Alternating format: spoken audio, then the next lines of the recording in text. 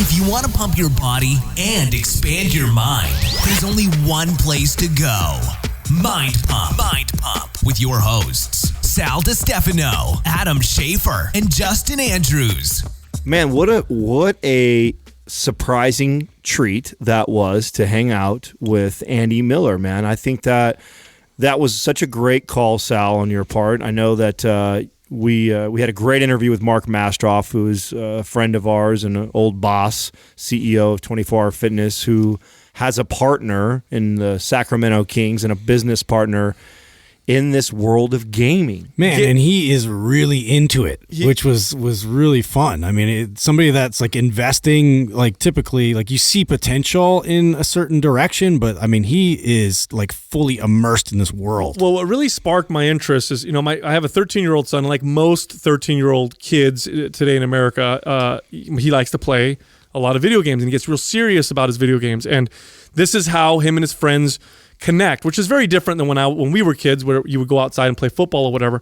And so I was talking to my son about this one day, and my son was telling me about these professional leagues, and I knew they existed, but I had no idea how big they were or how lucrative they were. And so I started looking up like top players and seeing these kids were making tremendous amounts of money, and these leagues were they were getting more views than football, baseball, filling basketball. Out massive stadiums. It's insane. And then I remembered our interview with Mark Mastroff, and when we talked to him afterwards, he said how he was invested in the esports arena or gaming arena, and he talked about his partner, Andy. And so I'm like, you know what? What a great person to interview just to talk about this whole world, because educate us. I firmly believe, esports are going to eclipse traditional sports in the very near future. That's a very strong statement, and I think he makes that argument in this. I mean, that was one of the questions that we asked. I asked, what do you think the future of this is, and comparing it to regular sports? And he's got a lot of sports knowledge too, so what a great guy to talk about. Oh, he's a fan of all these sports. Yeah, and I mean, the writing's on the wall. I mean, you see how many professional sports people saw the same thing and are investing in with him too, which is interesting. That's the thing that blew me away. A-Rod and Shaquille O'Neal and other professional athletes are actually invested in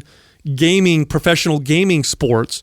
So it's pretty crazy. And we talked to Andy about, like, how do you become a professional? What does it look like? What do these competitions look like? How much are players making? What does their training look like? Because, of course, they're professional athletes in their respective field.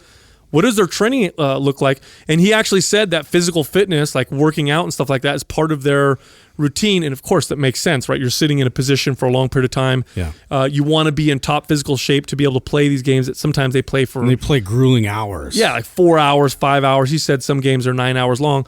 And Andy, he's a great storyteller, so it's a great podcast. He's very charismatic. He's also an extremely successful entrepreneur, having sold 2 companies before ever investing in esports, both of which combined for over $500 million. One was 230 something million. 270, 250 and 275. Man, I mean, insane. And it's funny because we talk the first, more than half of this podcast all about gaming, because that was the original reason why we brought him down here. But there was no way I was going to let this interview go without me peering into his previous experience in the other business he ran, which was Quattro, a startup that he started, was a part of, sold that for $250 million, and then he sold his next company over to Apple, where he then ended up being the VP over at Apple. He was the last guy to directly work underneath Steve Jobs. So we get into that a little bit. I had to ask him what it was like. I'm glad you did. Yeah, you gave us some great stories about Steve Jobs as well. Pretty cool. And then he talked about some other things that he invested in towards the end of the episode. One of them is Home Tap, which is actually brilliant if you ask me. So if you're an investor or you like to look into the future of how to potentially invest your money, check them out. They're hometap.com.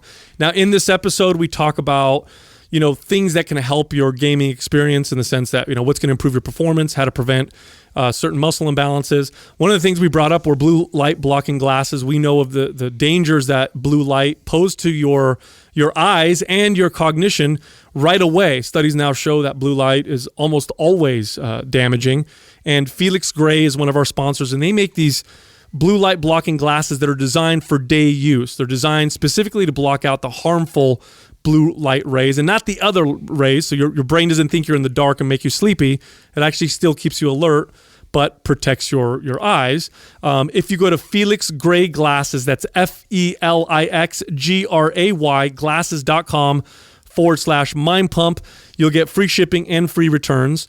Again, they're one of our sponsors. As far as Andy Miller is concerned, the league that they own is NRG, the letter N, the letter R, the letter G. So you can go to nrg.gg. You can check that out. I think they have a big tournament, right? The California Cup coming up. Yeah, that's November 10th. November 10th in Oakland. He invited us. I hope we can make it. That's gonna be that'll be really interesting. And then I guess you can get the details on Instagram at SF Shock. So that's SF and then the word shock, SHOCK. Go check that out. Before we start the interview, I do want to remind everybody that this month, MAPS Aesthetic, our bodybuilder, physique competitor, and bikini competitor program is 50% off. If you go to mapsblack.com, make sure you use the code BLACK50. That's BLACK and the number 50 for 50% off. And if you have any questions on other MAPS programs, go to mapsfitnessproducts.com. And that's it. Without any further ado, here we are talking to Andy Miller. I have a 13-year-old son. He loves gaming. CSGO, I believe, is his game of choice. Plays that all the time.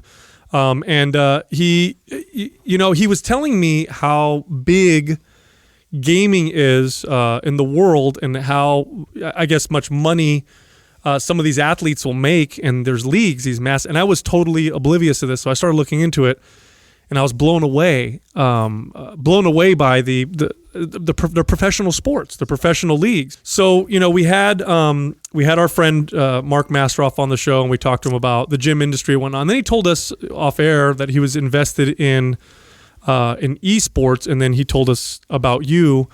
And I think it's absolutely fascinating. Admittedly, we don't know a whole lot about that space. So maybe you could what's your background? How did you get into it? And then what does it look like? What does this whole space look like right now?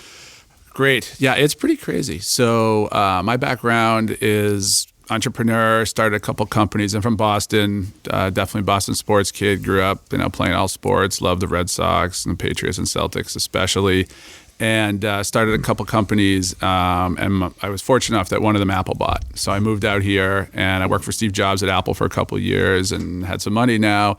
And I went and bought into a minor league baseball team out in Modesto, the Modesto Nuts, which were the Rockies' single A team. I loved it. I loved baseball, but you don't do anything as an owner there between the white lines. It's like the movie theater business in the minor league baseball. You own the concessions and everything else, but the Rockies handle all the players. So I met Mark and a couple other guys, and we had been told that there was some serious stuff going down with the Sacramento Kings, and that Steve Ballmer was going to buy the team and move them to Seattle. So that's a whole ridiculously long story that I let Mark talk about, but it went back and forth. We put a group together, worked with Mayor Kevin Johnson to buy the Kings, and fortunately it didn't get into a bidding war because we never would have survived that with Ballmer, and got a stadium, that was the key. We got a stadium with the city of Sacramento, kept the team. Ballmer got the Clippers, we got the Kings, built a beautiful stadium. The rest is history. As part of the Kings, we were just looking over the demographic breakdown of the audience. Who's buying season tickets? You look at baseball, which I love so much, and I can't get my kids to watch. We're in the World Series right now. The fucking Red Sox are in the World Series. I'm like, hey, you want to come up? It's the ninth inning. And I'm playing Fortnite. No, I can't really come up right now. I'm like, oh, please. Oh, my God. It's too long, it's too slow, and the average age of the season ticket holder, I think, is in the 60s. Basketball is younger, but it's still old. It's older. And I started to watch my kids, just like we were talking about earlier, and what they were playing and what they were watching. The big aha moment for Mark and myself, we sit together at the Kings games, Masteroff, co-owner of the Kings, and we talk, and we have boys around the same age, and we both had boys playing travel sports, big-time travel sports. And mine was playing baseball, fortunately, was past tense. And I watch these boys, they go all over, and they're total alpha males, and they get up at 6 a.m, they play baseball in the first game of the tournament all weekend, right? And they're there all day, right? They have 4 games and 2 hours of downtime, and the parents are sitting there, and they didn't talk a word about baseball. Like Bryce Harper never came up. Or no one ever came up. They were talking about FaZe Clan and Video games and what they were playing, and that was it. And I was like, do you even play? They're like, well, I don't even play that much because I play baseball, but I watch them play. I was like, where did you watch? Oh, I watch them on Twitch. I watch them stream. I watch them on YouTube. So I started watching, and I started seeing some of these numbers. And I'm like, okay, these guys have bigger audiences than we have for our Kings games every day. Actually, every minute, concurrence. If you watch on Twitch where they stream, you can see on the bottom it says how many people are watching right then. 2,000, 4,000, 10,000. We have guys who have 50,000 at a time, and those are concurrents. So maybe a Kings broadcast gets, X number, tens of thousands of total households or viewers. These are every minute. So how many people came in and out? If you figure they're streaming for 3 hours, 5 hours, some of these guys stream 8 hours a day because that's what they do for a living. They'll have hundreds of thousands of people come in and out of their stream a day. Start maybe in Europe, and East Coast, and then move to the West Coast as the time zones change. And it's a big business, right? These guys, it was really interesting. So Mark and I said, we got to get into this thing. Yeah. So we went, we bought a team, and we made a ton of mistakes. The brand's NRG or Energy. Everyone pronounces it NRG, which drives me crazy. What does something like that cost? I mean, how do you go, and how does that work? How do you go buy a team of kids that play video games? It's interesting. So it depends. Like that's actually a really complicated question because you could buy into a league. Like we are now the San Francisco Shock. That's our other brand. So we have 10 teams. 9 of them are NRG or Energy, playing all sorts of games like Counter-Strike or Rocket League or Smite or Fortnite or you name it. And 1 is Overwatch. And all the games and teams have a different structure. So a publisher owns the game. The negative is with the NBA, the Sacramento Kings own 1/30 of the NBA, and the commissioner, Silver, works for the owners. Here, we don't own any of the IP because the games are owned by the big publishers, by Tencent or Blizzard or Activision. Mm-hmm. And they can decide, hey, maybe the best way to market our game is to put together a league. And some have giant, grandiose visions, like Bobby Kotick, who's a visionary CEO for Blizzard Activision, giant public company. And he's like, I want to build the NBA of esports. And that's what he did with Overwatch League. And our group bought the San Francisco franchise for $20 million last year. And the Crafts, the Patriots bought Boston, and the Wilpons, the Mets bought New York, and Comcast bought Philly, the Cronkies brought LA, a team there in Seoul, great team in Seoul, which is like the home of esports. There's a team in Shanghai, which went 0-40, which was really hard to watch the whole season. They didn't get their act together. London won the whole thing. Philadelphia. So we had year 1, and now we've just expanded to 20 teams. And those franchises go for $30 to $40 million. It's a very structured league, all the way down to super fun games like Dragon Ball, which is really hot again, where it's not really a league structure. It's a bunch of individual guys, but there's a structure, like you win a minor tournament or a semi-major, and you get then to play in the national. Think of it like golf, right? Or tennis, the U.S. Open, Wimbledon, etc. Did this really take off once the online, you were able to connect to your friends, and I mean, as far as the esports goes, because I remember even back in the day they had tournaments, and even Nintendo would throw tournaments for people to play, but I never really saw it take off. But I guess I'm just oblivious. No, I don't think you are. The idea, this has been a watershed year, 2018, because of Fortnite, which isn't really the greatest esport, but it's an awesome game that everyone plays around the world, and it doesn't matter who you are. So your 8-year-old can play, or I play, and I can play together. And there's no skill entry point. So I may end up playing with you. And what happened was it sort of opened eyes to parents, kids, investors, brands, like, oh, everybody's kind of a gamer. We all played something. I mean, I'm old. I played Atari and television, and I played them all growing up, and the games at the arcade, and all the way to now. But now they're realizing everyone's a gamer. We have a deal. We're the official Energy and Shock are the official esports org of Cal Berkeley, and they have a great intercollegiate and club, the biggest gaming club in the world for college, 6,000 students. They just opened a gaming center. We're on the wall. It's terrific. Some massive percentage, I forget, of their incoming freshman class, when you identify, are you a liberal, are you a vegan, do you like to do this? They identify themselves as a gamer. That's what they do. So they're like, wow, we don't need these common areas with TV screens. No one's watching them, right? We need to set up gaming centers, and that's how people interact. So everybody woke up like, okay, the gaming is here now. Then that made this thing get a lot of attention. What year are you talking about right now? This year, right? Oh, this now. is right Everyone's now. like Okay. now it's mainstream. Everyone's a gamer now. It's cool. My son's a nerd. My son's a football player. My son's a debater. They don't talk at all at school, but they go home, they strap on the headset, and they play Overwatch together. Right. Right? Or they come over the house. I'm like, oh, you're hanging out with the wrestling kids? He's like, well, we play Overwatch. Like, okay. But if you back up a few years, there's always been the tournaments and the leagues, but they've been less structured and formatted. And now when you have structured leagues like the Overwatch League, you have revenue models and business models that are very similar to the NBA. Mm-hmm. So you could get the crafts to say, I get it. I'm going to add this to my empire for the Patriots. Or brands to say, okay, this makes sense. I sponsor the Golden State Warriors. I also want to, because I love Northern California and that's where my brand is, I want to sponsor the SF Shot because that's what their brand is. Now, this is obviously big time. I went on your website, the NRG website, and it has a list of investors, and it's like Jennifer Lopez and Shaquille O'Neal, and there's professional athletes on there investing. Yep. It looks like a massive investment opportunity at the moment, because I can only imagine. I mean, gaming worldwide probably already earns more money than professional sports do. Movies, sure. Yeah. Sure. Call of Duty's new version came out. Black Ops last week did $500 million during the first weekend. Holy cow! Wow, wasn't Grand Theft Auto? Didn't they break some records in terms of like beating Hollywood's top blockbuster movie? Yeah. Think about it. You put out a movie, hit or miss. And if you're lucky, how many movies become a franchise and maybe you get, Raiders of the Lost Ark 3 out of it or whatever. Right, yeah. And sometimes they don't work worldwide because the Asian audience doesn't understand it, or the American audience, it doesn't appeal. You put a game out, you get a hit, that game goes forever. You were mentioning Counter-Strike earlier. Counter-Strike's been around for like 20 years. Mm-hmm. League of Legends been around for a long time. And you have people who come to our matches. We have a very good Counter-Strike team. We're like 7th in the world. And you look at the audience at those matches. We just had one, an IEM match, which was ESL 1 and Barclays Center, and it was not like. We had the Overwatch League finals there, and it was 2 nights sold out, both nights. But this was probably 7,000 people there. And I looked around, and it was mostly dudes, and they were probably all 30 and up, 25 and up, because they grew up playing Counter-Strike. Now they have jobs. They can't play Counter-Strike all day, but it's still their game. It's their sport. Like the Red Sox on my team, I watching them all day long. These guys are watching the professional teams play the games that they love, and their games are Counter-Strike. So You've seen that generational shift. Trip. Wow. How does it work on the professional level for these competitors?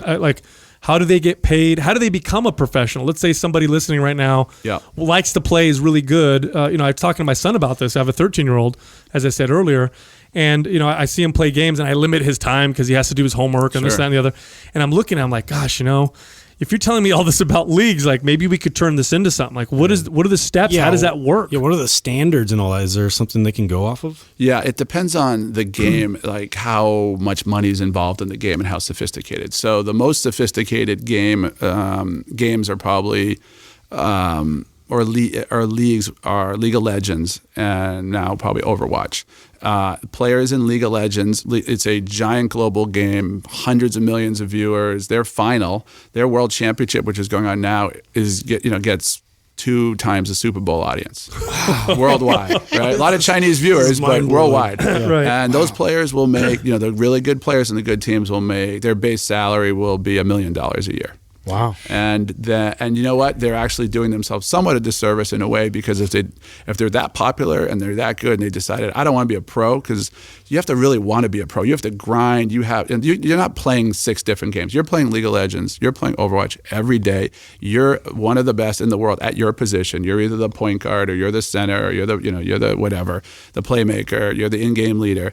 And but if you're entertaining and people love you, you could be a streamer like Ninja is for Fortnite, and you'll make way more money.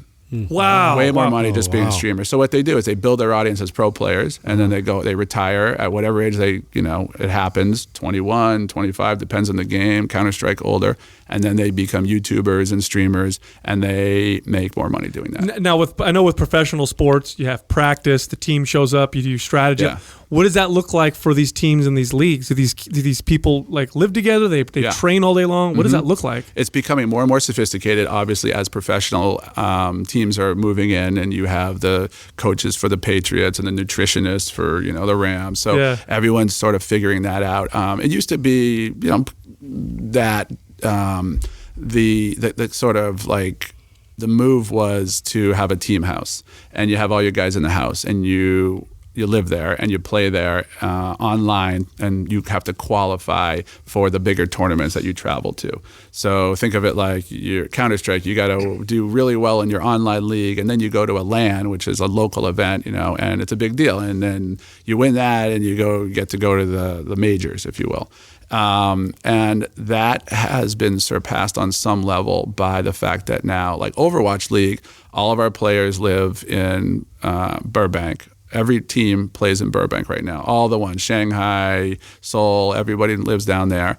And we train in a facility. Some people have dedicated facilities. Our guys live in this giant mansion where we have a whole training center down there.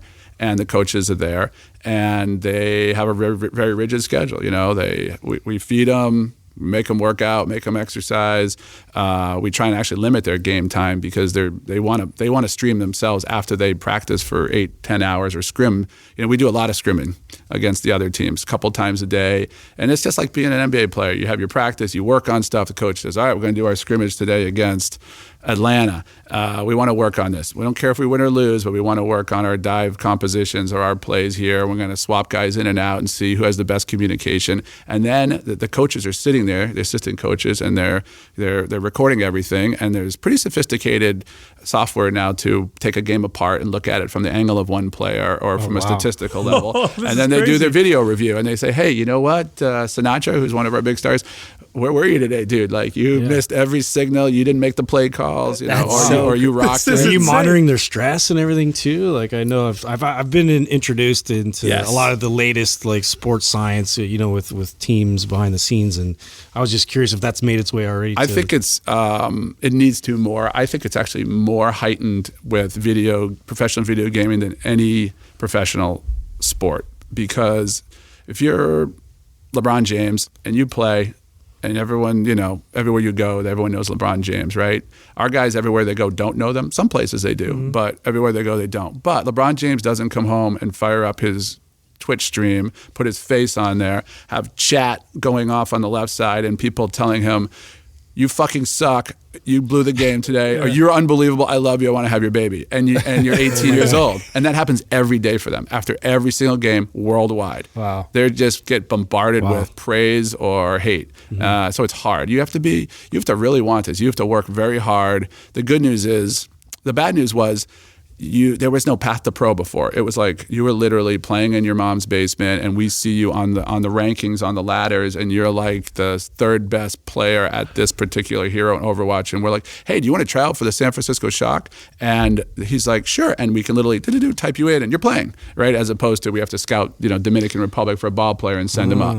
And then it's like, "You're on the team," or "Let's go bring you here and see if you can interact with the players." And you have because online everyone can be a hero, but obviously when you're on a big stage, it's a different story. Oh yeah, and a team. What's the turnover like? Well, that's the big part, right? So these guys they didn't play on 6 AAU teams and go to 3 different high schools and go play for Calipari, and then they're ready to be a pro and had media training. And so now and they were just thrust into it and playing in front of we averaged hundreds of thousands of viewers a night for a particular game, depending on the team around the world. That's a lot. That's a lot more than almost every NBA team does for their regional broadcast. So, and they're young. Now there's path to pro. So there's some minor league stuff. There's a lot of college scholarships. I don't remember how many. There's scholarships? Yes, a lot of Division I scholarships now for different games. Overwatch, League of Legends. You just type it in. You can pull it up and you'll see how many colleges offer it. This is great. Cal, the clubs are huge. So you could play. In fact, we have a guy named Moth from Boston. Who I love their names. Is that a nickname? Is that a nickname or is that a real name? Ninja. These are all their handles, right? The funny part is like our guys live together, Samurai. right? They have no idea what their real names are. They're like, "Hey, Sinatra, come on down here." I'm like, "What's Sinatra's real name?" I'm not totally sure. "Where's he from?" I don't know. Like, they only know them as Moth Sinatra, right? So Moth was an exceptionally bright kid, and he was in a program at Worcester Polytech, going to get his PhD in something science related. big nerd, as self-proclaimed nerd, really bright, very smart. He plays a position on our team where he keeps track of everything that's going on. He lets everybody know where everybody is and what everyone's sort of power level are and ultimates and things like that. And he is now on the World Cup team, which is going to be, he's in the semifinals where we are. He's on the USA team with Sinatra, so 2 of our players are 2 of the 6 down at BlizzCon in a couple weeks, and hopefully they're going to win the World Cup this year. We'll see if they get all the way through. But not that long ago, he was in his dorm room at WPI, and he was playing with some like online leagues, and then he got found, and then he made like a minor league team, for ease of the conversation, and then a contenders team picked him up, which is a team that we all have like minor league teams ourselves. Boston picked him up, but it was like their minor league team in Toronto. And we watched him play because we picked one of the coaches from Toronto, and he's like, this kid should be all the way up here. So in the middle of the season, we bought him and moved him up, and he started for us, and now he's on the World Cup team. And he was in his dorm not even a year ago, not really even in any pro scene, and now he's on the highest level of play.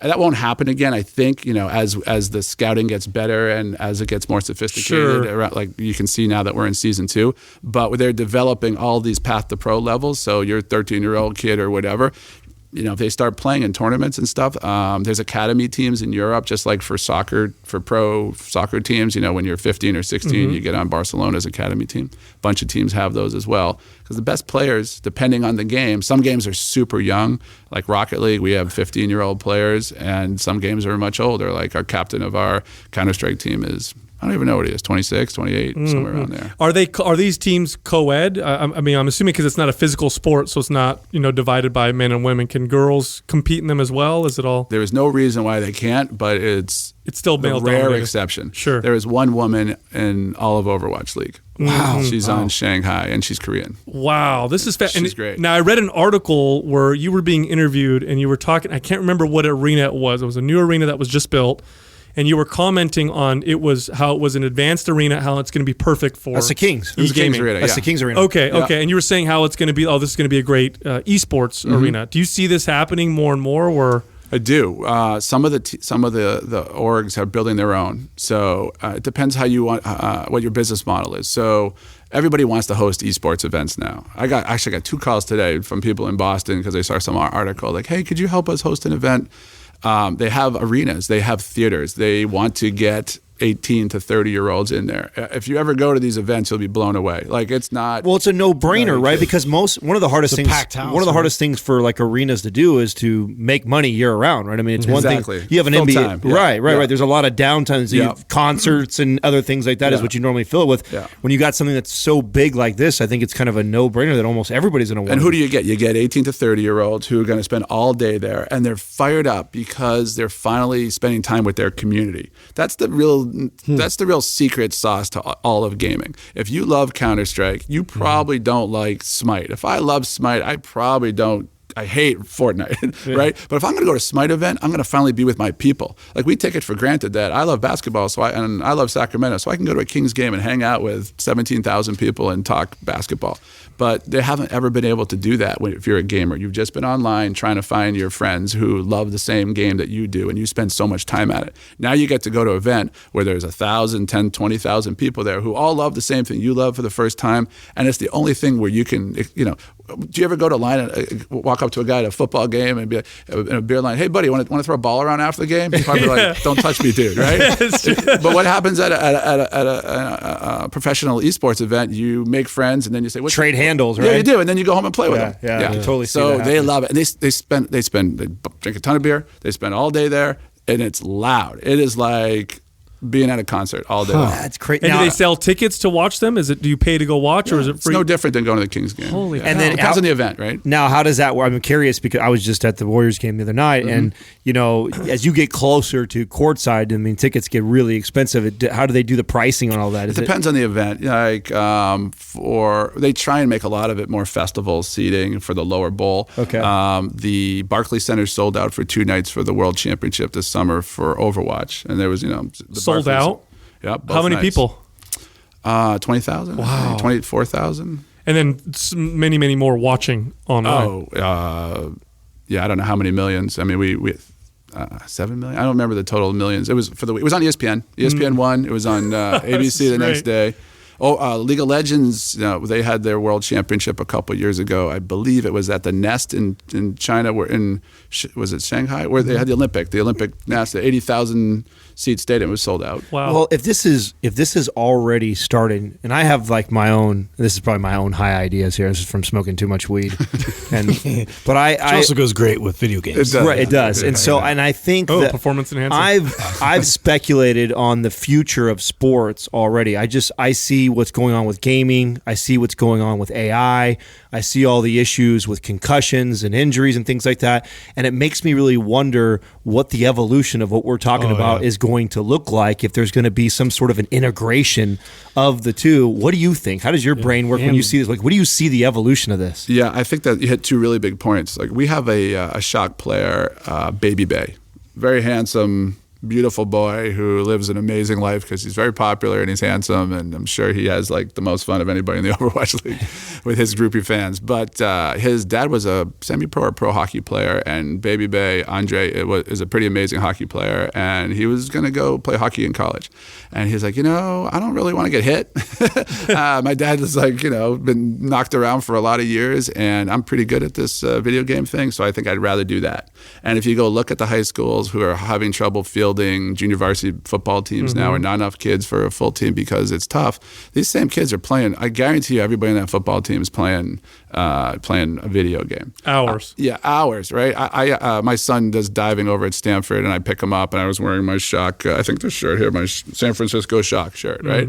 And the Stanford football team just finished practice, and they walk right by the diving thing, and these guys are like, Sinatra, Shock, let's go, Overwatch. You guys are going to suck this year, you're going to be good. And I'm like, this is great, right? Because they, I also had a Patriots hat on, but they didn't seem to care about that. Right. Yeah. So what do you think is going to happen? I think that you're going to see just more and more kids playing, pro gaming because it's maybe a better career for them or safer physically.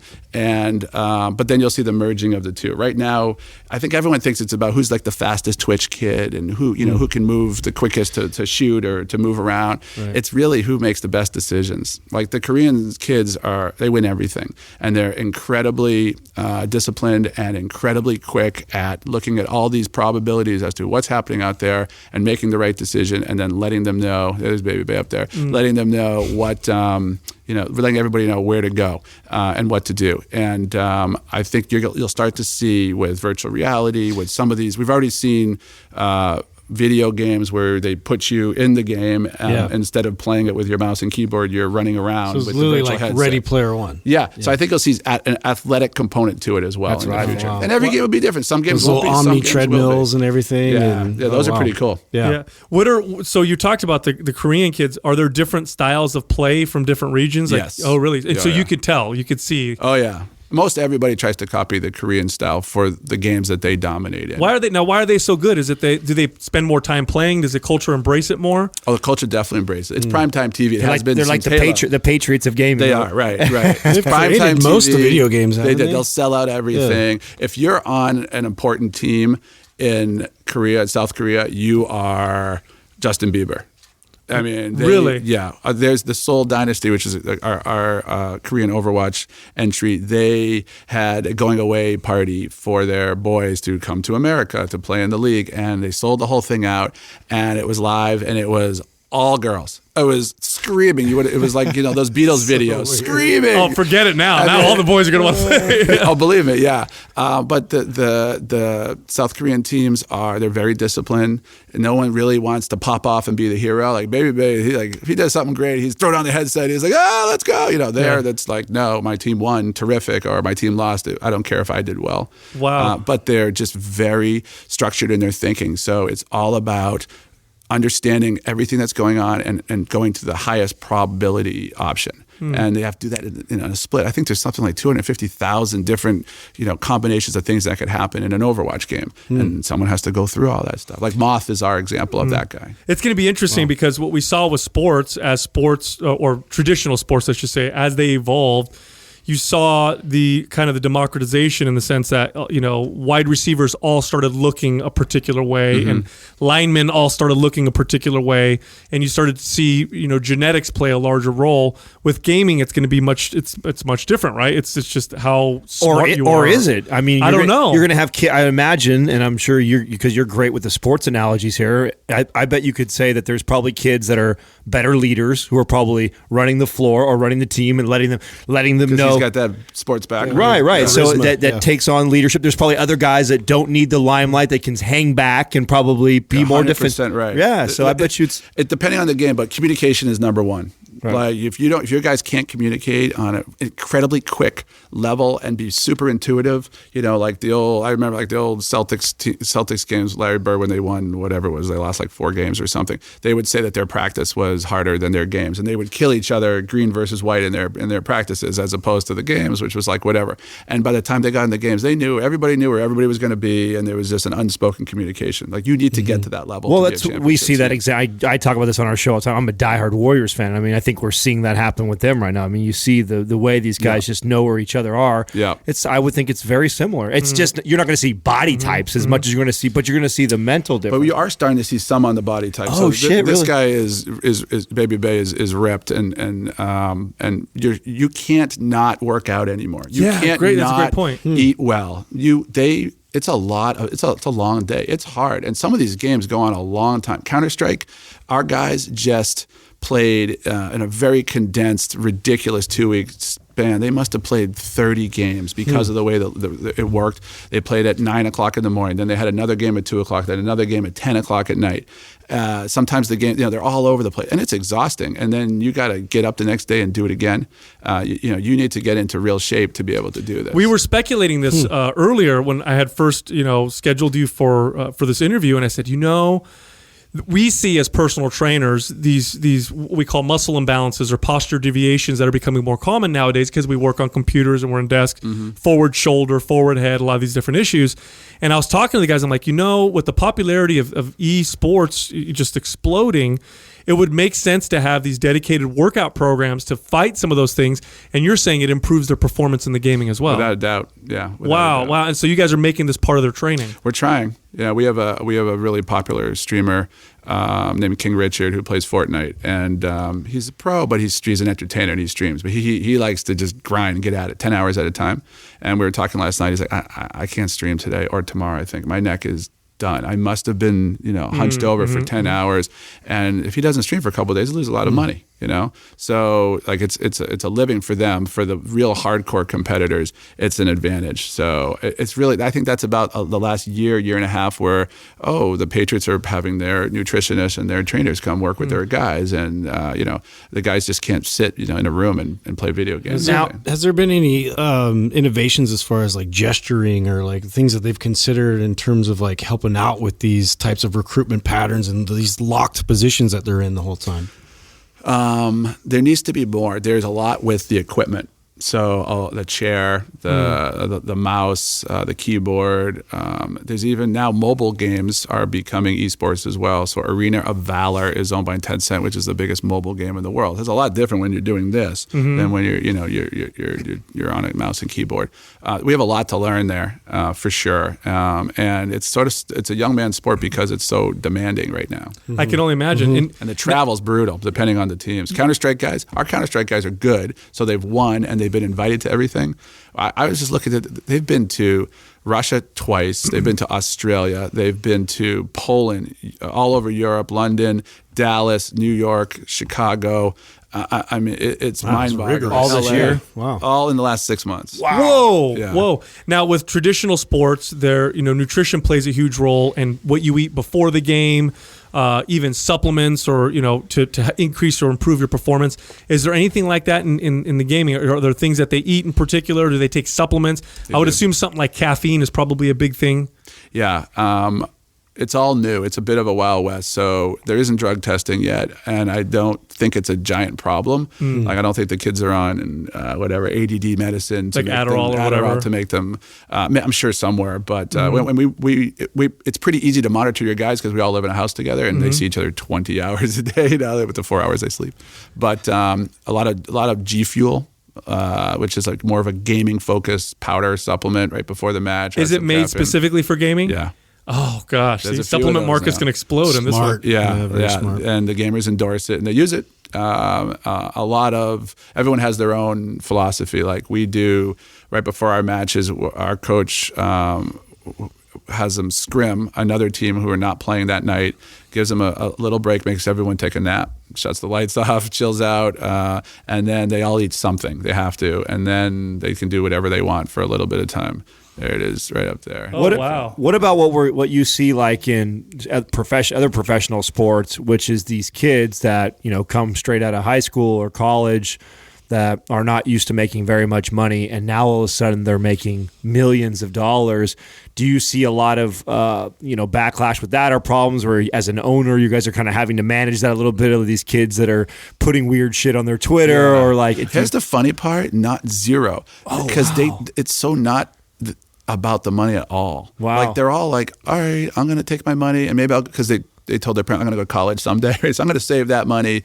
They don't have any time or any freedom, it sounds wrong, but to get into that type of world, really, because they don't live on their own. Well, that's fascinating. So they live with us. They don't go grocery shopping. They don't do their laundry. We do all their stuff for them. So there's no they just pocket their money. They don't do anything with it. They buy really, they're into the shoes. They buy crazy, sneakers, spend a ton of money on that, maybe a watch. Depending on if they're nerdy, they don't care at all. If they're, Sinatra's got like the best shoe collection ever with his Off-Whites and his, Supremes. Like that's about it, But you do have to watch the social media. That's the hardest part, because they're streaming, they're playing games, or they're just talking to their fans, and there's people who want to bait them, want them to click on things where they'll open up something on their screen and there'll be something objectionable on it, and they'll get banned from Twitch or something. It's a big game, but you just got to be smart. We train them. We try really hard.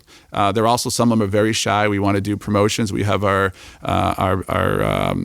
big match up here. The Shock is playing the LA Valiant in Overwatch on November 10th, if I could say, at Esports Arena in Oakland. And it's the first time that they've ever played outside of Berkeley. So anyone can come and buy tickets on our Shock Twitter, which is at SF Shock.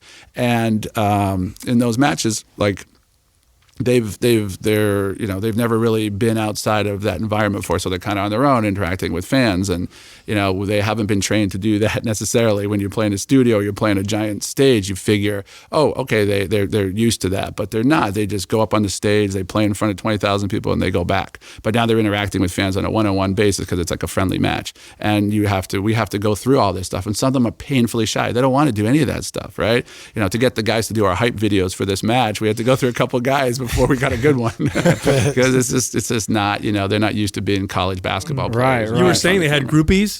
It depends on the guys, yeah. Wow, and it's just like regular fans like you would see with any other sport. It is. So is there like a starting five, and then you have backup players, and you guys rotate them? Yes, depends on the game. So for something like Counter-Strike, it's like, these are our 5 guys, and we only have 5 guys, and that's the team. For something like Overwatch, it's very sophisticated. We have 12 players on the major league team. We have another 8 on the minor league team, and you can go back and forth. Oh, shit. And of the 12, only 6 play at a time, and maybe 3 are solid and going to play every single map. There's 4 maps in a game, but some maps have different, it's not the same game. It's not like first quarter of basketball, second quarter, it's the same game, third quarter, it's the same game, it's a different quarter. Here, it's map number 1, which has a certain objective. Map number 2, totally different objective. Some guys are way better at a control map than they are at. Right. So, boy, it is sophisticated. So Baby Bay comes in the third map. That's all he does. He only plays 1 or 2 heroes. That's it. And if this map is, if the coach says, we want his Widow in there because he's the best Widow in the world, and that's all he does, and it's time for the Widow, Baby Bay's in there. And if he's not, he doesn't play. It's amazing how much it has evolved already and how sophisticated it already is. That's fascinating to me. That's because when you say that, I think of all the other sports analogies. It's like baseball. You have somebody, you have a pitcher, and he comes in literally just to go see maybe 2 or 3 batters sometimes. It sounds like they've already gotten that far with the game. Baseball's built around statistics. It always has been. So it took the last 20 years for teams and organizations, Billy Beane gets all the credit, whatever, Bill James, to understand, let's use all these statistics, that we read in the newspaper for the last 100 years to our benefit. Video games are not played on a field, and they're not played in disparate places at once. If you want to measure, it's all played on the same game, the same server. So if I want to see how people are doing, lots of analytics. I can pull up every possible thing, every movement. How many times they were able to get this particular playoff, how many times they got killed, how many times that plus minus in basketball. Like when you're on the floor, were you a plus or a minus? Like that's the biggest thing, right? You can tell. How often are they tweaking like the physics of the game and like some of that stuff? Well, there's two levels. One, the players sometimes are tweaking their. If you look up, Baby Bay has a video out where he shows exactly all of his setup for his computer, the tension where his mouse is on, the screen, everything's to give him the optimal like responsiveness for that particular character. So they do that on their own. Yeah. For each character. Exactly. Each hero. And the league changes the game. Unlike basketball, which would only change in basketball, from the league standpoint over the last bunch of decades, it was the 3-point line. The game is still played the same dimensions. There's new maps. There's new heroes, and they change the meta. So all of a sudden, if you're in the Overwatch League and you're great there was a guy, Lucio. Lucio was fast and it could do all these cool things. And if you were Lucio, you were pretty powerful. And then, so we picked up some great Lucio players. And then when Overwatch League came out, they're like, this is the meta you're going to play on. We changed it. Guess what? Lucio is not important anymore. So you got a guy who's not playing because he didn't play any other heroes. And changed, and they do that in the middle of the season. Oh, they do? Yeah. That's dirty. Middle of the season. Now, one of my favorite things about traditional sports are the rivalries and the shit talk before games and leading up to the games. And you see this in MMA, boxing, you see this in all sports. Are there rivalries like that in gaming where you see teams? Yeah. Really? More regions. It's like the Brazilians love their Counter-Strike. You don't fuck with Brazil. They will destroy your social media. If you, really? We once made a joke because we beat one of the Brazilian teams, and that was a big mistake. There's rivalries in states like Envy and Optic are both in Texas. So it's like, who's the best there? Like, let's roll. But it's usually like Asia versus EU, Europe versus North America, NA. Like for Counter-Strike, it's all EU, they win all the time. Eastern Europe especially, and there's never a good, NA's trash. You watch us play our games, it's all like, NA losers, NA trash. And then if you finally beat a big EU team like Australis, it's a big deal. Right now, for the first time ever, history is being made in esports this week where the League of Legends finals, so usually you get a European team sneak into some of the quarters, or we've had an American team once make it to the quarters, or I think that's it, like out of group stage, kind of like the World Cup. But it's always been like 4 Korean teams.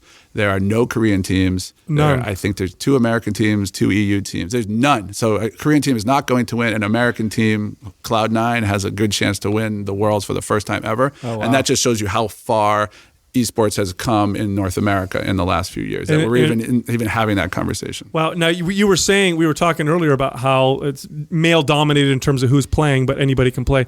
What about the audience? Is it a male dominated audience, or is it starting to grow? Yeah, it depends on the game. So Counter-Strike, it's all dudes. There's not a lot of women. It just Counter-Strike just doesn't happen. Overwatch, there's probably 75%, 80% of the guys who play. But if you go to the matches, it's like 60-40. Oh, that's a pretty even split. Where the boys are, the girls are, or vice versa.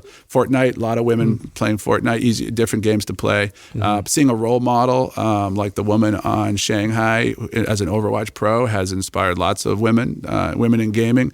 At Cal, Berkeley, there's a great women in gaming club. There's no reason that there shouldn't be half the guys on a team and half the women on a team. And any game, if they're interested in playing. Yeah, my daughter, I have an 8-year-old, and she's super into it, and her friends are getting into it, and so I can see that's going to be a growing segment of the market.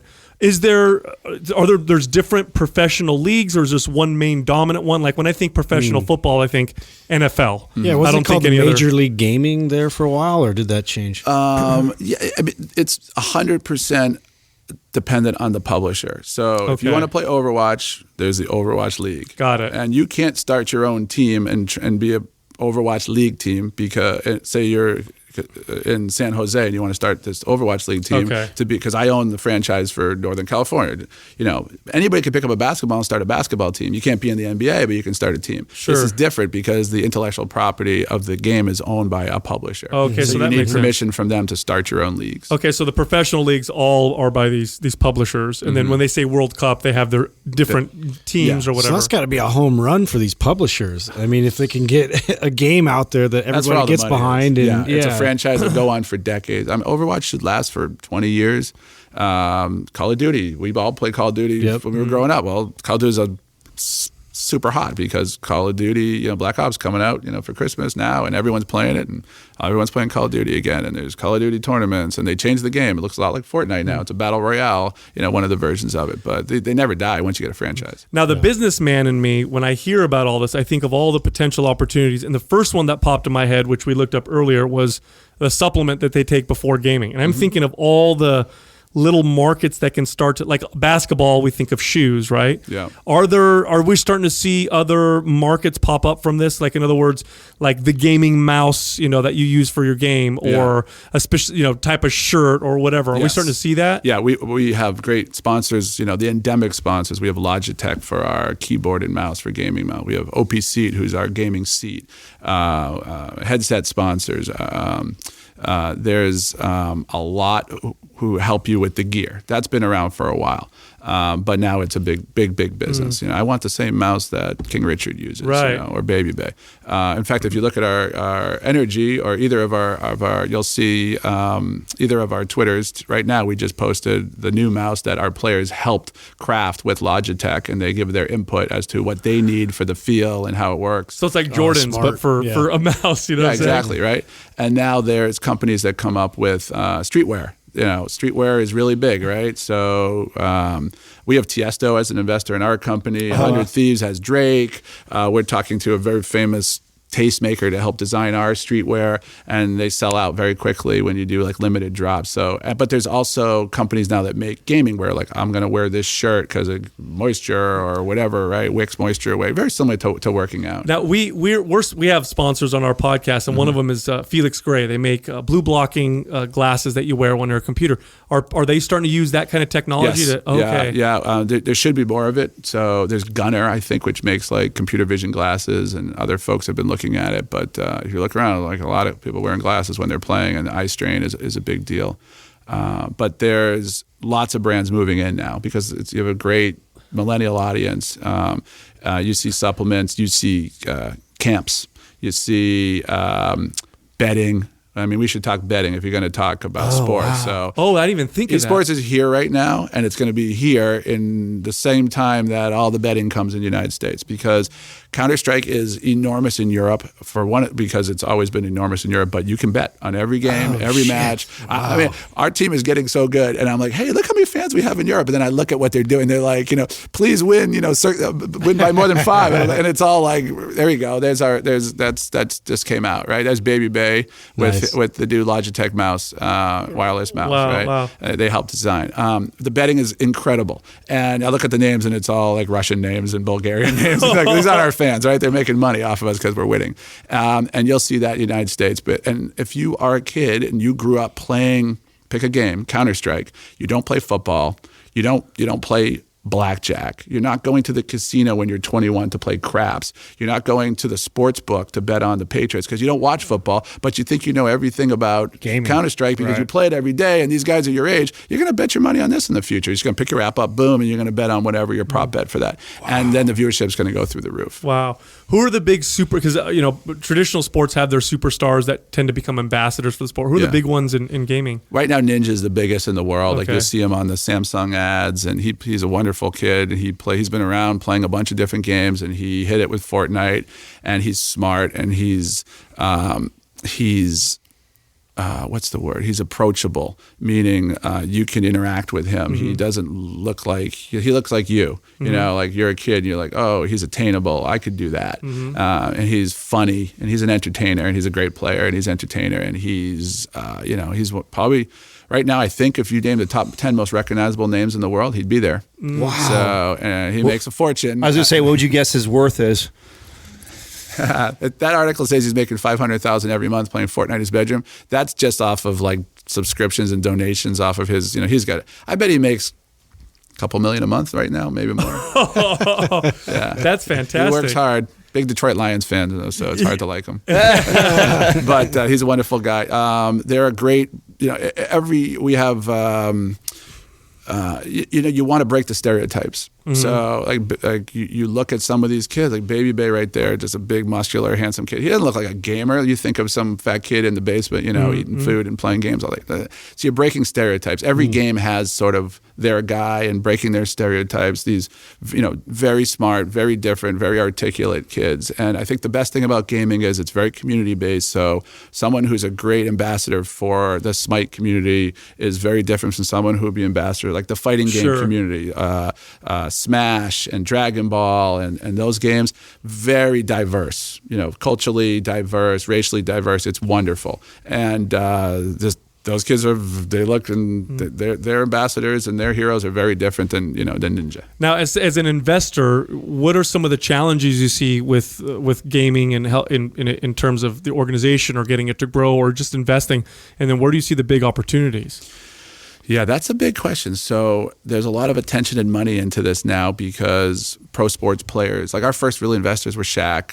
He's a partner. He saw it himself. He saw a Counter-Strike match going on behind him while he was doing the TNT broadcast from Vegas. And there was he watched because he's a big gamer. He's a big nerd. He's the world's biggest kid. And he was like, I want to do this. And he called up Masterov because they're friends. He's like, I just watched this team NRG play Counter-Strike. Mark's like, that's my team. He's like, wait, you didn't invite me to do this? And we're like, yeah, you want to do it? And all of a sudden, Shaq's our partner, right? But Jimmy Rollins got in right away, and Ryan Howard with us because they identified with these guys. Even Alex, who's on our board. These aren't guys that's lending their name. Alex Rodriguez is on our board. He's our board member. And he's like, I was 18 years old when I was thrust into the spotlight, and I have something to say to these kids, and I understand. I identify with them.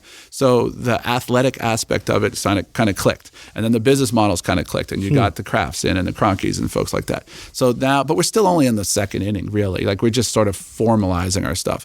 And the business models are challenging because we don't own the game. We don't own we don't own basketball. We don't own Overwatch. Blizzard owns Overwatch. And if they want to go right, we go right with them. Mm-hmm. And what might be right for them might not 100% be right for the San Francisco Shock or the Boston Uprising. So where are the big opportunities? I think the big opportunities now where we're taking our org is that esports is a very big, engaged fan base that's right at the center of the bullseye, but gaming is enormous. So I was telling you guys when we first came in that we did this joint venture with a YouTube crew called Click out of Sydney, Australia. These guys are some of the top 10 YouTube gamers in the world, guys and girls, and they play games on their own, and they do 600-700 million YouTube views a month, which is insane. That's Think about crazy. it. I mean, it's bigger than any sport, right? I don't know how many times much bigger it is than all the esports orgs combined. But they all play games. Elliot Muzelk, Mr. Muzelk, who's the big star there, one of them, he was an Overwatch player. He was the captain of, I think, or on the Overwatch Australia World Cup team, and now he's just an incredible entertainer. So he still plays games, and he has a community around him, just like we have a community, like I said, around the game. Now there's communities around individuals, and their audience is enormous. So what you want to do is unite these two things and capture the gamer, the lifestyle of being a gamer. It's cool to be a gamer now. Drake just invested in 100 Thieves yesterday. Being a gamer is cool.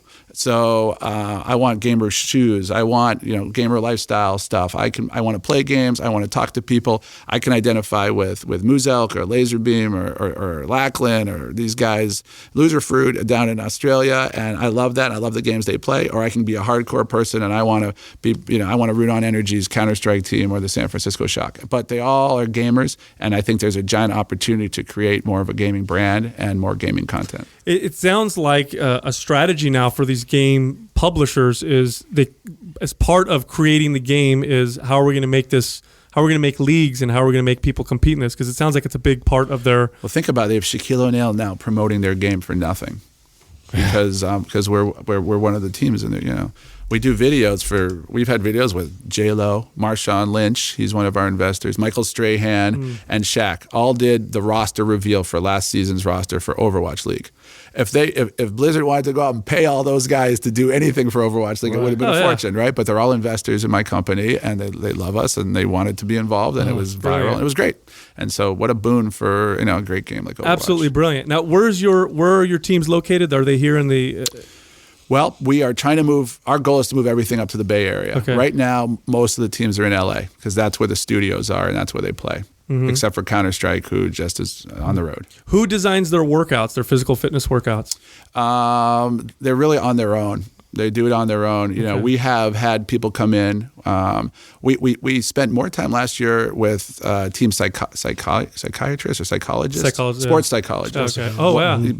From the beginning of how to get to know each other, how to play as a team. Like we said, they didn't travel. They haven't done travel ball. They hadn't go to college. They haven't played for multiple coaches. What's it like being a good teammate? What's it like being a good roommate? What's it like being a good teammate and then going home and living with the same teammate? And we spent a bunch of time. And then what it's like getting up on that stage. Because some of these guys are heroes in the practice room when they get up there and they literally are like, they look down and they say, oh, there's 250,000 people watching, and then they don't do well. They freeze up, right? Or they look out on the screen and they see 10,000 people in the audience. So that was really important. And then it was about how to be healthy. So we brought in folks to talk to them about how to have a healthy schedule. And we really try and change their sleep schedule. Sleep is everything because they want to come home and they want to stream till 2 or 3 or 4 in the morning, especially some of our Korean players because that's when their friends are awake in Korea or their fans. And then we get them up at, 10 and then we make them work out and eat. Watch some videos, get going. Like you have to get sleep. Now it's going to be because we have lots of interested sponsors from the supplement space, from the workout space, from the lifestyle space. We want to show that they're healthy eaters, that they're living a healthy lifestyle. That it's not crazy gaming where you're just sitting there and playing games all day and they never see the sunshine. So that's, I think, the next evolution. Oh, wow. Well, if you need any help designing some workouts and stuff. We do. Our guys love it. They love to work out. If you look at their videos, I mean, half of them are at the gym and, showing their sort of transformation. We watched a video. That's half of our selfish reason of having you on here is we saw potentially the need for people like us. That's what we consider ourselves experts in programming, writing programs for specific niche groups. And so we kind of saw that in your guys. Yes, and these guys don't want to get ripped; they just want to be healthy. Right, and so that's what we specialize in exactly. In fact, we have a program that is like 100% correctional. It's designed just to look at imbalances in the body, and it's all body weight type stuff. It's not improving cognition. Right. Yeah. So so selfishly, part of the reason why we wanted to have you in and we reached out to Mark was because we did want to get more insight on that, and we see the opportunity. Yeah, I'd love to talk about that. Yeah, no, yeah. I would love to get deeper. It is amazing when you see them come off the stage when they're done playing. They're like, of course. Like, it looks like they ran 20 miles. Right. Yeah. Like their brain is fried. I can imagine. Yeah, because everything's going at once. It allocates so many resources. Yeah. So that's a big part. And studies are very, very clear, and they show that the right physical activity improves cognition and improves hand-eye coordination and speed, which is very important. And then there are specific types of injuries or pain that you'll get based on the whatever repetitive movement you do, and there's very common ones that you get when you're sitting in front of a computer or on a mobile device. So. Yeah, if you're let's be honest, if you're making $10,000, $20,000, $50,000 a month as a professional video game player, and you have an agent now, which they all do, and they have a lawyer, which they all do, you're probably going to want someone to keep you physically fit so you can keep playing more so than you want your agent or your lawyer. Wow. Right. And they're all realizing that like the longer I can play, the more, I can stream, the more hours, then I can have a career here. Just like any other other new thing. Just like any other professional athlete. Yeah, exactly. 100%. I mean, you see these guys that we're seeing like LeBron James and the things that he's able to do now at his age. And a lot of people don't talk about what that guy does when he gets off the court. His 7-day-a-week regimen is crazy. It's completely geared around optimizing his body and putting in all the work. Like that's what you have to do now if you want to be at the elite level. Where we are now in esports and the professional, the maturity of it reminds me, I'll date myself, but like I was really young, but I remember Carl Yastrzemski on the Red Sox. And Carl Yastrzemski was considered aloof and wasn't a player's guy, but he was the first guy to play to be a professional baseball player, at least for the Red Sox, 24/7, 365 days a year. He didn't have a job, right? Like some of these guys in the 60s, like they had jobs. They were dentists, in the off season. They worked, delivered boxes. He worked out. and he ate and he worked out like crazy, and everyone was looking like, what is he? And he bulked up, and he was all about the off season was about getting ready. So he'd show up at spring training, the guy was ripped, and the rest of the guys had to go drop 20 pounds because that's what spring training used to be about. Remember, right? And now it's the same thing. I think it's like you can't be, a slobby kid who's not getting any sleep and trying to keep up with the rest of the world of professional esports. It's crazy to me how big professional esports is now, and you're saying it's in like the second inning. How big do you think this thing's going to get? I don't think any one game is going to be bigger than football, but esports as a whole, everyone says esports and they try and lump it all together, but that's every game, and games come and go in popularity. But I think what's going to happen is that it's going to take up the mind share of this generation of sports fans between the age of 8 and 30. And so if they're playing games and if they're watching their heroes, just like, people say, well, why would you want to watch someone play, a video game? It's like, well, why would you want to watch someone play golf? What's the difference, right? Why don't you go out and play golf? Very true. Right. I like to watch golf because I suck at it and I love Tiger and I want to learn, and I watch golf videos to learn how to do better so I can play with my friends. No different, right? Yeah. So if they're doing that, they're not watching football. They're not playing football. They're not watching baseball. So they're not going to be baseball fans. And they're not going to be playing Little League, and they're not going to be having their kids play those games. So at some point, there'll be a generational shift, like we saw with soccer. Like everyone invested in MLS a long time ago. MLS been around for like 20 years now. Yeah. People don't realize it, and they thought, oh, instantly I'm going to be the New England Revolution and have a whole bunch of fans. It took a generation of people to say, like, if you look now, like most kids love soccer and lacrosse, and they're not really necessarily watching football. So I think it's going to put a dent in this viewership, and thus you see the Patriots saying, oh, the Crafts, we should add this to our repertoire. Let's get a bunch of 18-year-olds in to Gillette Stadium to see the Patriots and see an Overwatch. Smart way to wedge your bet for sure. I have to agree. I think it's going to surpass traditional sports, because when my boy is with his friends and they're all hanging out, none of them watch traditional sports. They all watch gaming. And when you go outside, look, if it wasn't for the organized leagues that parents put their kids in, right, I think they would have died by now, because kids don't play outside. They don't go out and play wiffle ball all day. No, they don't. Yeah. Do we see small leagues like that of gaming, like Little League, for like we saw with soccer and baseball? You're starting to see that. That's with gaming a big too. opportunity. A lot of money invested in high school now for high school programs, college programs, camps. Like a few years ago, it was tech camp. Make your own game. Now it's like, I'm not making the game. It's like learn to play like ninja. Wow. Go to camp for the summer. Wow. Yeah. Wow. Now, Wow. I want you to talk a little bit about virtual reality, just because I could see that being even bigger as it progresses. But where are we at with that currently? I mean, are you pretty deep in virtual reality and where that is? A little bit. Like it's been a dud for consumers so far, because the use cases aren't there. But there's no doubt that virtual reality, augmented reality will be here in our everyday lives before we even know it. The first big mass consumer augmented reality thing was Pokemon Go, where everyone was out finding Pokemon. It was great. But for gaming, I think virtual reality, will be everything. Like, I'll have my Beats headset on, I'll be listening to my music, and then I'll just take the top and put my visor down, and now I'm in my own world, and I could be playing games. I could physically be moving. I could be in the game. There's been a lot of talk about esports. I'll be able to watch it as a projection, because esports is hard to watch in a way on some level, because there's a lot going on. It's not like I'm just watching a basketball game from the seats. If I projected down and I could look down upon what's happening, like you see those futuristic movies where everyone's looking at a table and they're moving pieces around. It'll probably be like the viewing experience for VR before it'll be the mass gameplay experience. But there already are places where you can go and get on that treadmill, and I can fight things and I could do things. So more as a fan and watching first, what everybody for mass says. For mass audience.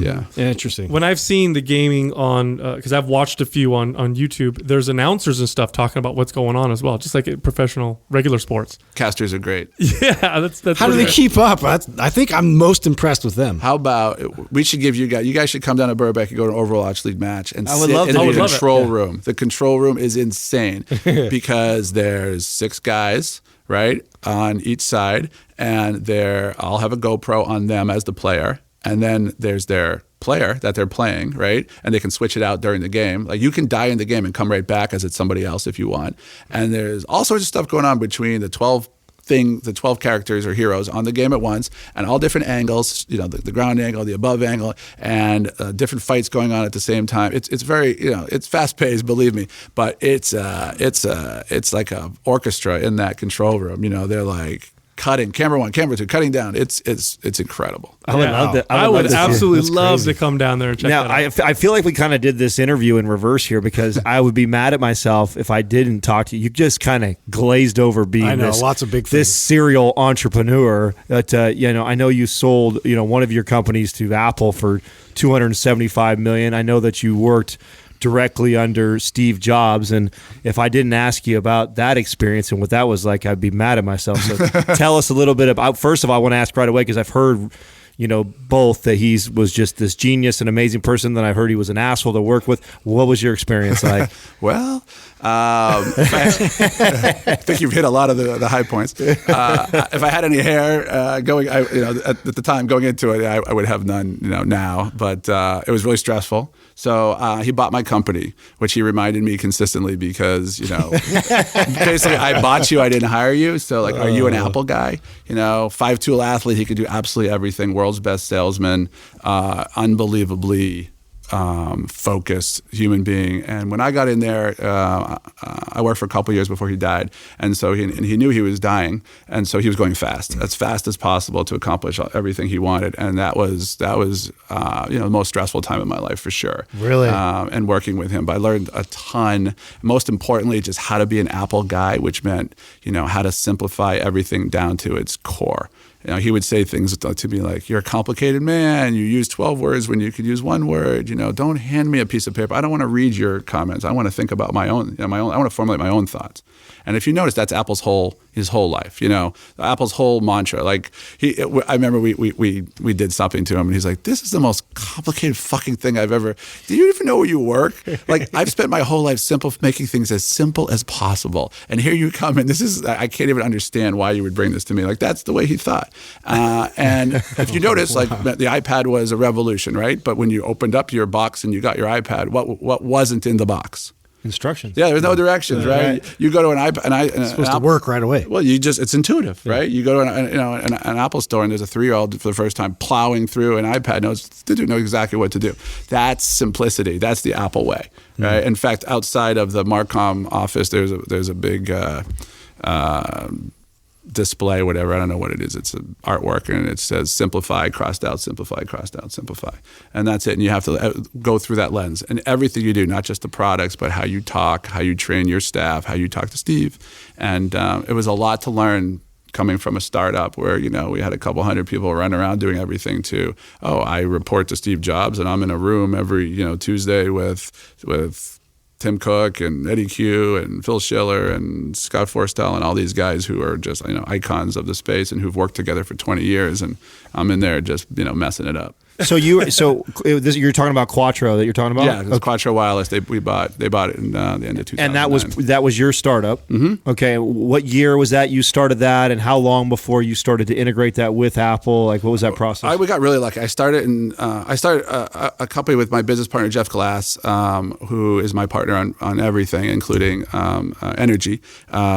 He started it really. I joined it, called M-Cube. Terrible name. If you ever want to be in marketing, don't name a company lowercase m hyphen capital QUBE. It was supposed to stand for Mobile Messaging Marketing, and it was going to be a mobile marketing company, right? It looked cool though, right? It looks, no. All it was bad. Problem was, this was early days, and mobile marketing was not going to happen. So we changed the whole model, and we became an aggregator, and it was early days of text messaging. And if you were on Sprint and I was on Singular back then, we couldn't even text message. There's no interoperability, right? We couldn't be friends. So we did all that stuff, and I learned about mobile, and we sold the company to VeriSign out here for like $250 million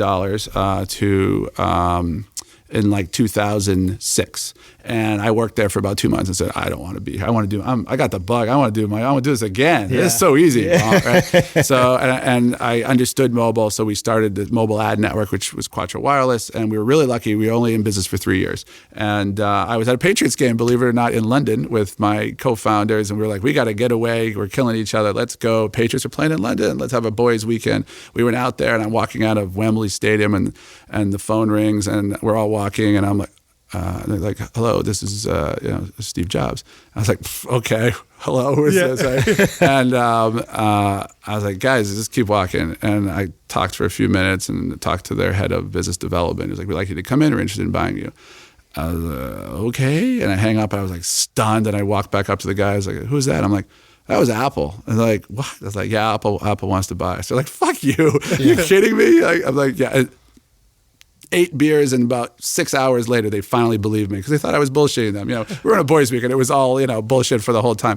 And that was in like, it was football season. It was in like November 1st, I think, of 2009, and we went in November 13th to make our pitch to sell the company. And they were like, okay. And then I didn't get to meet Steve, and then they said you have to come back. It was like December.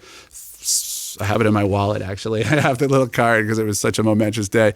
But you have to get by Steve. He has to sign off on this. And that was brutal. That was about 4 hours of the most stressful time ever. Was he just grilling you? Or yeah. what? I was like, this is it, Andy. This is going to be the highlight of your career. You're going to sell this company or you're going to fuck this up and everyone's going to hate you. And I had my partner there. I don't know if you have time for this. This is my favorite story. This is great. My partner's name was Ishwar Priyadarshan. I wouldn't have been there. He was our head of engineering and he was a Steve Jobs fanboy. I mean, I knew Steve, but I didn't study anything. He wasn't like my idol. I was, this wasn't my thing, but I obviously knew everything about him that I could. But Ishwar loved him. He was his man. And we get in there and we're waiting, and they prepped us for 4 or 5 hours. Don't say this. Be careful with this. Because they wanted it to happen, and they were great people. And we're like, okay, we go in there, and Steve walks in, and my heart sank because no one had really seen him because he was unbelievably sick. He was unbelievably skinny, and he didn't want to shake our hands or anything because he didn't want any germs. And it was like, he looked like a skeleton. It was tough. It was tough. And the mood changed, and we started talking to him. He asked a bunch of questions. And then you realize, like, you're never getting he just destroyed you in every conversation. It was unbelievable. And he asked Ishwar, well, what are our ads going to look? We're an ad network. What are our ads going to look like on Apple? And he said, oh, well, we can do this. He said, well, how is that going to work on our Apple phones or all phones? Well, Ishwar said, well, we can dumb this down a little bit. And then Steve just went, Did you just say dumb down? It's like, do you know you're at Apple? We don't dumb anything down here. We're not lowest common denominator. And he put his hand up in his face and he said, I'm not talking to him for a while. And I was like, okay, it's kind of up to me. And it was Ishwar. He didn't say a word for a couple hours. Ishwar kind of like, can I? He was crushed because it was his idol. And it went pretty far. There was some interesting things about there where he destroyed us and he got the price lowered a lot. As to when I came in, I thought we had a deal. But the funny part was, you're a big Boston guy, aren't you? I was like, yeah, we love it out there. It's a big tech center. He's like, there's nothing. You're in Waltham, Mass. And I'm like, it's pronounced Waltham. It's funny, everyone, different Boston accents. He's like, what's in Waltham, Mass? I said, no, Steve, what's in Waltham, Mass? He goes, nothing. There's nothing there. There is no reason to be there. You have to be where everybody is and all the action is. So you all have to move here. It's like, okay. And it just went on like that. And then finally, he was like, tell me about your family. And it was really interesting. But that was it. That was the moment of like putting for dough for sure. Wow, fascinating. Yeah. So 2010. So 2006, you sell a company for $250 million. Then you turn around 4 years later and you sell another one for $275 million. We did, yeah. Holy shit. Yeah, I wish I kept it all. I didn't. We're a lot of investors, so it sounds wonderful. But I mean, we made great money. It was a great experience. That was a 3 years of startup is impossible. That is we're already past 3 years in NRG just starting. So that was really fast, and we moved out. Actually, Steve told us that we did not have to move after all that, and he sent Peter Oppenheimer, who was the CFO of Apple, to come and tell our whole company. I came out, I said, I have a big announcement, blah, blah, blah. But first I want to show you what we're doing. And I showed him Steve introducing the iPhone. And then I said, well, what do you guys think? The iPhone, because it's 2007, we're just App Store is just starting. We're all into apps. And I said, oh, by the way, how'd you guys like to all go work there? And we brought out Peter Oppenheimer. It was great. And the place was, ecstatic. It was such a wonderful feeling. I really felt everyone was levitating that we were going to work for Apple. Wow. It was the height of the iPad and the iPhone. For sure. And he comes out and says, we don't have to move. We're going to be in Boston. This is where we're going to be. And that's where we went. And we closed the deal actually my birthday, December 14th. And on Christmas Day, I got a phone call. Hi, Andy. Steve Jobs. Like, hello, how you doing? And I had a special ring for him, right? And every time I hear that on someone else's phone now, I shudder. still like, get the same oh feeling. my God. Because usually it was him destroying me, trying to teach me. And the phone rings and he's like, yeah, did you get a house yet? I'm like, what do you mean get a house? He's like, have you looked in Los Altos or Palo Alto? I'm like, for what? He's like, for the family. I was like, I'm not following. He's like, yeah, I think you guys need to move. I changed my mind. I was like, Steve, we just told everybody we don't have to move. He's like, everybody doesn't have to move. Leave the crappy people here in Waltham and bring the good people to Palo Alto. And that's it. That's what we did. That's great. And we made offers to, 100-something people, and then most of them came. Oh my God! So are you like Mark Mastroff too, or do you have your hands in a bunch of other companies too? Or are you all? It sounds like you're heavily focused on the gaming.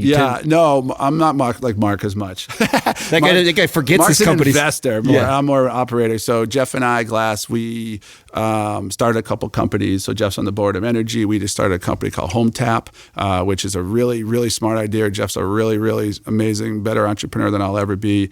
He runs that out of Boston. And what's that? That is a really great. I think it's going to be a giant company or nothing. I'm betting on the former. So the basic idea is that the American dream tells you that you should save a bunch of money, go buy a house, have your kids, go buy a house, put 20% down to avoid, PMI, and make those mortgage payments. And someday when you're an old man, you can sell your house and go live somewhere else. And that doesn't work, right? The average person sells their house with 7 years. But you have your biggest chunk of equity, your net worth is tied up in your house, and you can't tap your equity in your house, thus the word home tap. So if you want to, if you really think about it this way, it's perverse. If you want to get money, your money, because you've been paying into your house that you own, and the money you put down, if you want to take money out of that, what do you have to do? Refinance. You have to take out a loan on your own money and pay interest on your own money. Right. Where does that ever happen, right? So that makes no sense. So we thought, is there a way we could work, and we've had lots of legal work and analysis from state by state. How can you sell equity in your home to someone else? So instead of taking out a loan or paying off credit cards, I own my house and I bought it 10 years ago, and there's $200,000 in equity here, and I have a $50,000 college loan coming up, or I'm $40,000 in credit card debt or whatever.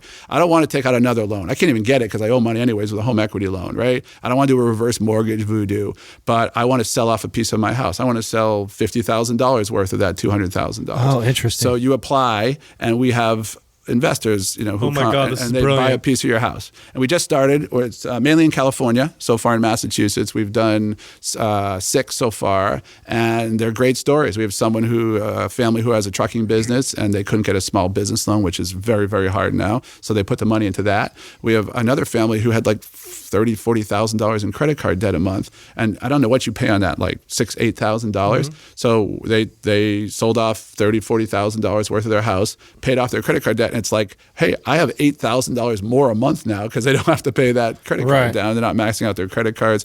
We have one for college, one for redoing their house, one for a college loan. And the way it works is that now we're with you. We're along this journey over the next 10 years. Everyone sells a house within 10 years. And we're only looking sort of for people who are, have a sort of 10-year horizon. And when you sell that house, we take a percentage of the appreciation. That's interesting. And every 10 years, for the last 100 years, houses have appreciated except for the 10 years of the Depression. That's a brilliant idea. I think it's a good idea. It is, because then you have a lot of people who'd want to invest in that. Right. We do. We just raised some money. We're hoping that eventually we make it like an investable security. So like Fidelity is like, oh, I have a theory. My theory is I want to be in lower income areas where where these houses will flip over and there will be appreciation because they turn over. Or maybe my theory is I want to be in high net worth places, and I want to invest in families that are they're going to be empty nesters soon in those houses. Like everyone can have their own sort of actuarial table of how it works. Brilliant. Well, I think you're going to hit another big home run. I hope so. Hopefully, that was in Boston, and we're just starting, but I think it's a pretty good idea. A lot of legal issues. Well, I want to take you up on the control center. I want to be invited down. Yeah, you guys should come down. I'd love you to meet our team. So we invite you down to Burbank. Matches for Overwatch League start again in middle of February. But our team is, our Korean guys are getting their visas. Visas are a giant part of everything having to do with esports. Sure. Like imagine, our best player on our Counter-Strike team is Bulgarian. And so we've been to Australia and Kiev and London and everywhere. Like I have to get visas and visitor. It's crazy. they are just all going to be together for the first time in our house and outside of Burbank in the next month. And we'd love for you guys to come down and talk to them about having a healthy lifestyle. Oh, that'd be great. And we can bring our recording team and everything and put it all that up. Would and be huge. Yeah, we would love that. Absolutely. I'll 100% take you up on that. And then we're bringing them all up here to San Francisco next year. Or Oakland. We're not sure where we're going to have. So next year, everyone in Overwatch League, all 20 teams go back to their home base. Shanghai, Atlanta, London, Paris is a new team in Paris. And so we need to have our training facility here, which we're going to build out, and we'd love you guys to help us with that part. Hopefully it's all going to be sponsored. They're going to live up here, and we're going to play our matches somewhere in Oakland or San Jose. Oh, we'll be there too, man. Yeah. Awesome. That'd be amazing. So that's our goal. And then as we build that, we're going to try and move every team up here. Oh, very cool. Yeah. Well, excellent, man. Thanks for coming on the show. Yeah, It's thank you. fascinating. It's fun. Absolutely fascinating. It's a whole world. Like you feel like you discovered this world, We but just got immersed in it. it's been there forever, though. Yeah, Like, exactly. yeah. All right, thank you. Thanks, Anthony. Appreciate it. Thank you for listening to Mind Pump. If your goal is to build and shape your body, dramatically improve your health and energy, and maximize your overall performance, check out our discounted RGB Super Bundle at mindpumpmedia.com. The RGB Super Bundle includes MAPS Anabolic, MAPS Performance, and MAPS Aesthetic. 9 months of phased expert exercise programming designed by Sal, Adam, and Justin to systematically transform the way your body looks, feels, and performs. With detailed workout blueprints and over 200 videos, the RGB Super Bundle is like having Sal, Adam, and Justin as your own personal trainers, but at a fraction of the price. The RGB Super Bundle has a full 30-day money-back guarantee, and you can get it now plus other valuable free resources at mindpumpmedia.com. If you enjoy this show, please share the love by leaving us a 5-star rating and review on iTunes and by introducing Mind Pump to your friends and family. We thank you for your support, and until next time, this is Mind Pump.